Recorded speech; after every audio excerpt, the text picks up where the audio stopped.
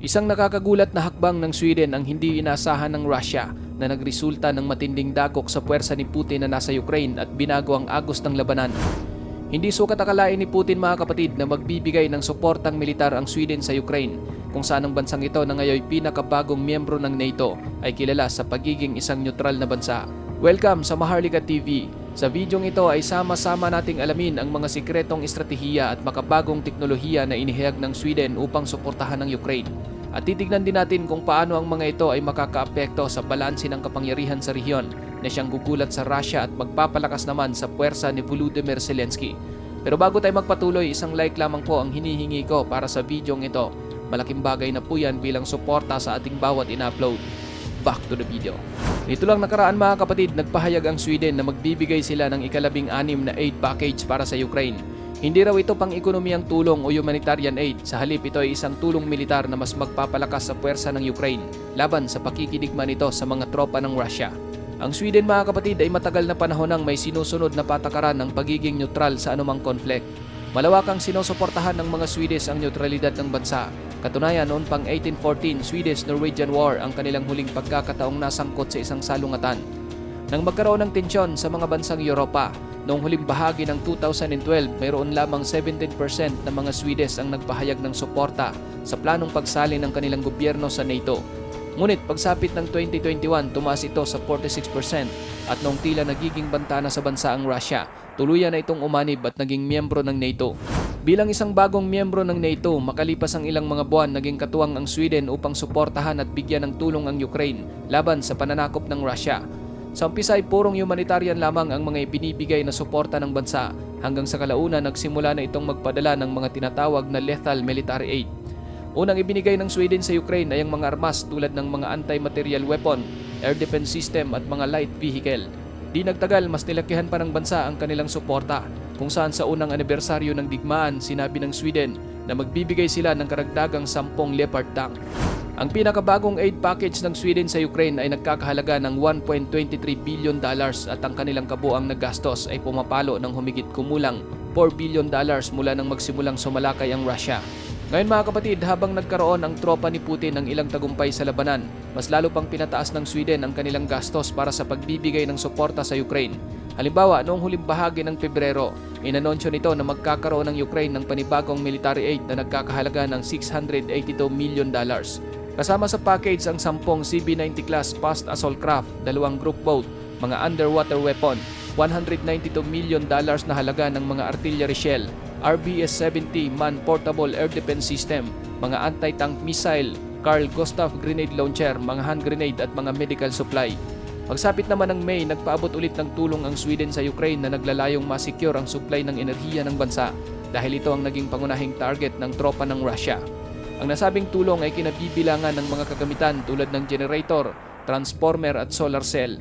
Kasama rin dito ang mga kinakailangang spare parts gaya ng mga electrical switch, mga cable, pump at mga pipe. Plano din ng Sweden na mag-donate ng mga JAS-39 Gripen fighter upang mas lalong madagdagan ang puwersa at kapangyarihan ng Ukraine. Ngunit mas nagkaroon ng interes si Zelensky sa F-16 fighter ng Amerika. Ngayon mga kapatid, bagaman hindi natuloy ang pagpapadala ng mga fighter jet, pero talagang mabibigat pa rin ang suportang militar na ibinigay ng Sweden. Katunayan, ayon sa Deputy Prime Minister ng Sweden, ang kanilang tulong militar sa Ukraine ay binubuo ng mga mahahalagang equipment na talagang numero unong kailangan ng mga tropa ni Zelensky tulad ng mga 155mm artillery shell. Walang nabanggit ang Sweden kung gaano karaming mga shell ang kanilang ibibigay.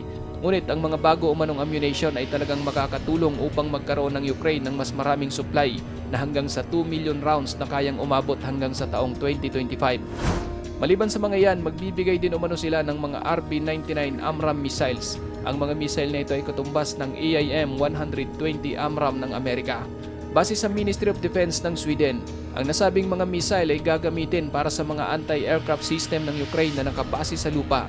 Napakahalaga nito dahil ang Russia ay malimit na gumagamit ng mga fighter jet upang suportahan ang kanilang ground troops na nagbibigay daan upang sila ay mabilis na makapag-advance. Ibibigay din ng Sweden ang kanilang buong fleet ng PVV-302 infantry fighting vehicle. Ang mga ito ay nagretiro na mula sa kanilang serbisyo at papalitan na ito ng mga mas bagong combat vehicle. Ayon sa mga ulat, naisip umano ng Sweden na mas maiging i-donate na lang ang mga nasabing combat vehicle kaysa itago ang mga ito sa kanilang mga storage. Nalaman din daw ng Sweden na ang hukbo ng Ukraine ay mag-uorganisa ng ilang mga bagong brigade at mga ngailangan ng mga ito ng mga armored vehicle para sa kanilang mga infantry company.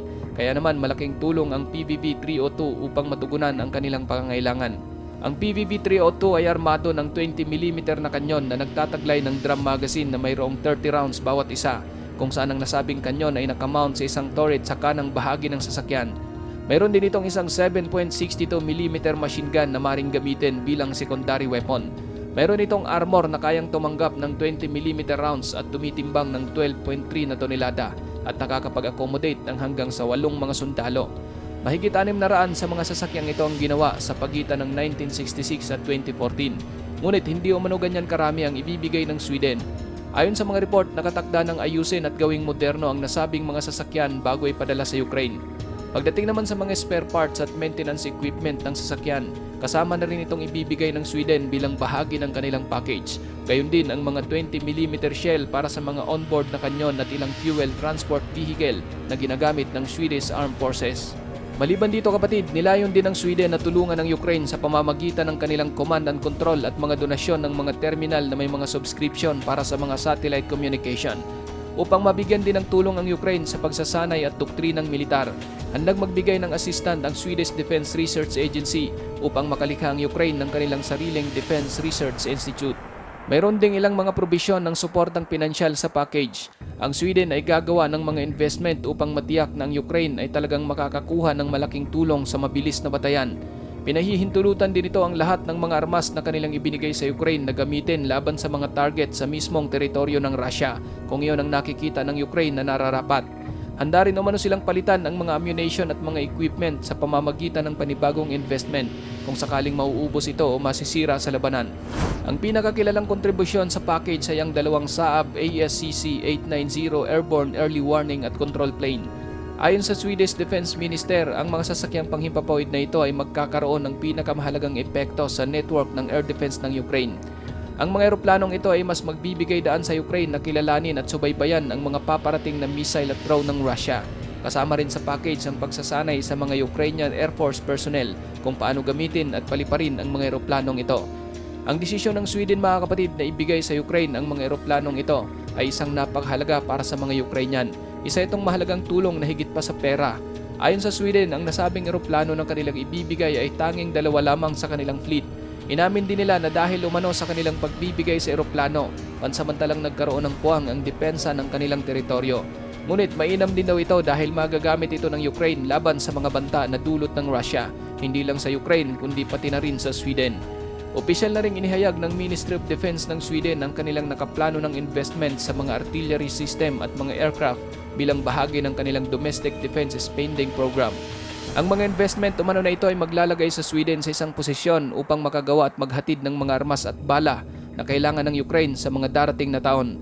Ngayon mga kapatid, paano ba nakakaapekto ang mga tulong na ito ng Sweden sa kakayahan ng Ukraine na manalo sa digmaan laban sa Russia?